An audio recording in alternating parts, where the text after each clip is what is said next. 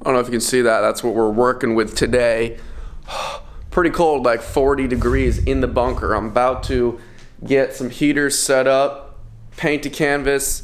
This whole place is just such a mess. Oh my goodness. All right, so clean time.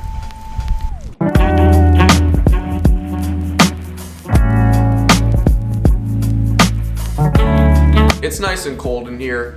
It's a little more clean. I unwrapped this gigantic canvas. It's a blue sky. It's still beautiful out. There's so much natural light, and that's what I love. It's quite inspiring in this beautiful white space to have natural light. I've said it before. A lot of people, a lot of viewers, a lot of you guys have been DMing me, commenting on my videos, asking about my process developing characters, whatever my process is creatively to, you know, execute paintings. And I kind of say the same thing to a lot of people. I practice a lot, I draw a lot. I've been drawing for several years, seriously, so I have a lot of things in my mind, in my creative arsenal, but it's all the same. You know, I have these two drawings right here. Pencil drawings, just sketches, maybe 30 minutes to an hour of just faces, you know, things I like to sketch, just getting familiar with the face. I've also been drawing on my iPad a lot. It's a great tool. I've only been using it recently. But all these little sketches, all these little things I do aren't for, you know, a final piece, aren't for something I'm trying to sell. It's just for fun, just for practice. When I'm moving forward into something I want to do on a canvas, a bigger work, I have all these things as reference, as a rubric, you know, in my creative arsenal to help guide me through something I want to do that's similar to that idea. It's all practice, it's all getting familiar. Familiarity and exposure, that's the name of the game. We're gonna start on this giant canvas. I'm just gonna take you with me every step of the way like I do. I have hundreds of videos like that, so don't keep saying I don't share my creative experience, because I have dozens and dozens of videos. But anyways, let's begin.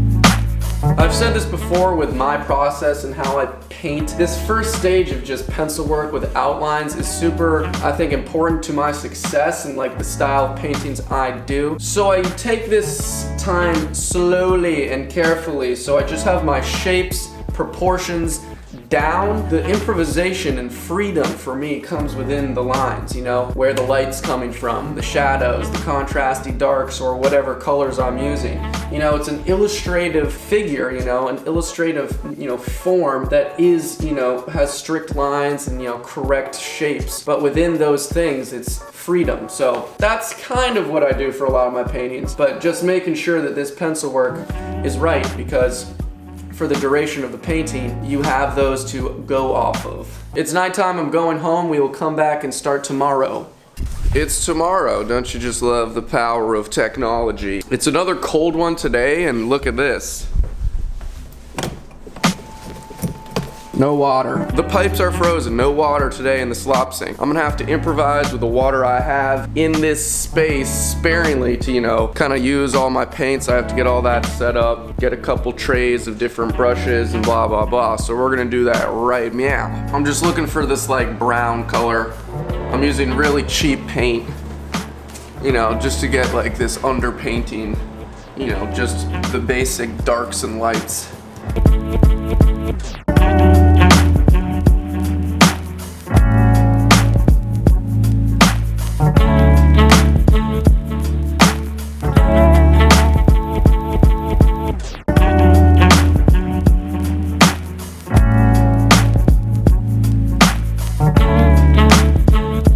You can see it only took two colors, a light and a dark, in this case like a warm brown and a purple, whatever, to establish the light and dark, which gives it form, and that is called value, you know? And so we need more value, we need more dark, we need more light, and that's pretty much it. It's just the skeleton of everything I need. I got shapes, proportion, you know, it's all centered. I got where my light and dark is. It's all set up. I set myself up for success. The rest is just gonna explode out of my brain, whatever I wanna do within it. But you know, I've rendered it to a point where I just have to add and refine. I don't really have to think about where things are going. It's just putting them in the places I choose. Do you feel me? I'm getting a little confused about how to explain this because it's all in my head and it's very what I do, but I'm just trying to, you know, think out loud here. So pretty much draw as much as you can and you'll live forever, and hopefully you enjoy the rest of this painting. We'll check in later.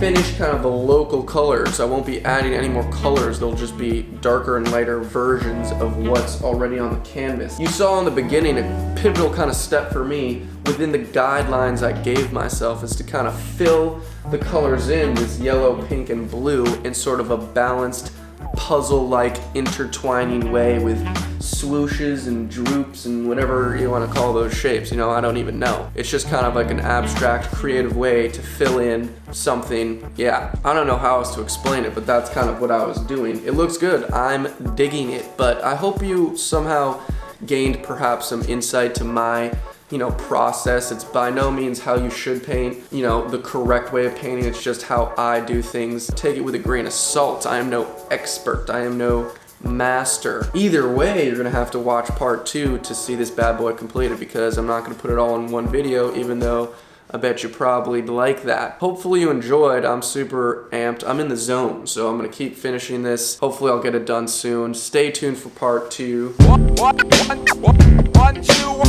Draw more and you'll live forever. Woo!